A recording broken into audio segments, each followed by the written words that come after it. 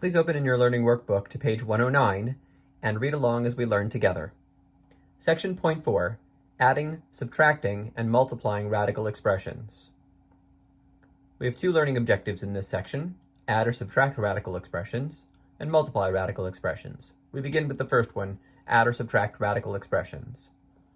Before I read, I'd like you to look at this part right here, where it says 4 plus 8 in parentheses and an x on the outside.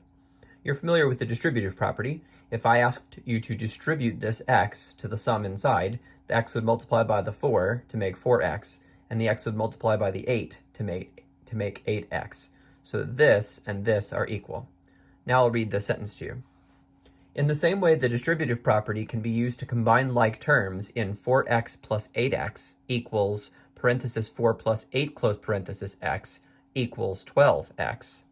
Like radicals can be combined. For example, negative 3 root 3 plus 8 root 3 could be rewritten as parentheses negative 3 plus 8 close parentheses root 3. Combining the numbers gives 5 root 3. Said more succinctly, negative 3 root 3 plus 8 root 3 gives 5 root 3.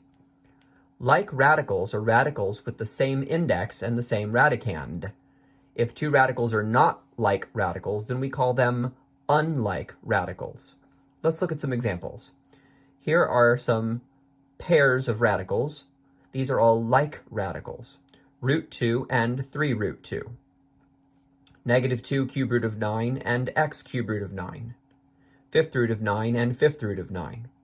The reason these are like radicals is because they have the same index, square root and square root, cube root and cube root, fifth root and fifth root, and to be clear, the indexes 2, 3, and 5, respectively for those, as well as they have the same radicand, which is the expression underneath the radical, 2 and 2, 9 and 9, 9 and 9. When radicals have the same index and the same radicand, we call them like radicals. However, over here we have pairs of radicals that we will consider unlike radicals. For example, 7 square root of 5 and 7 cube root of 5. The indices, which is the plural of the word index, the indices are different. The index here is 2, the index here is 3. Fourth root of 6 and fourth root of 11. The index is 4 in both cases, but the radicands are different, 6 and 11. And finally, fifth root of 8 and sixth root of 12. What's different here? Both. The index is different, 5 versus 6, and the radicand is different, 8 versus 12. We call these like radicals. We call these unlike radicals. It's important to know whether your radicals are like or unlike, because if you wish to add them, they must be like radicals. Let's look at an example of this. Let's say someone gave you root 2 minus 3 root 2.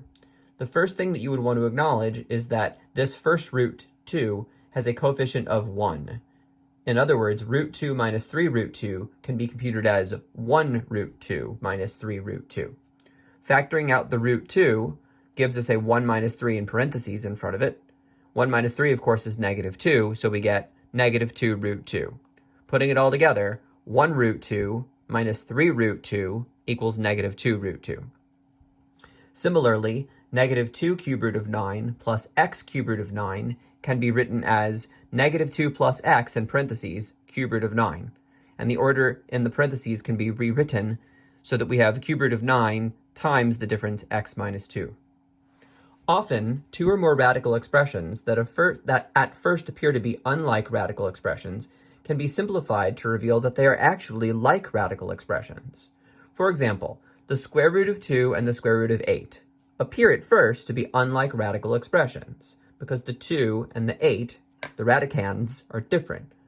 But because the square root of 8 can be rewritten as the square root of 2 times 2 times 2, which can be simplified to 2 square root of 2, we discovered that the square root of 2 and the square root of 8 are actually like radical expressions, because the square root of 8 is the same thing as 2 square root of 2.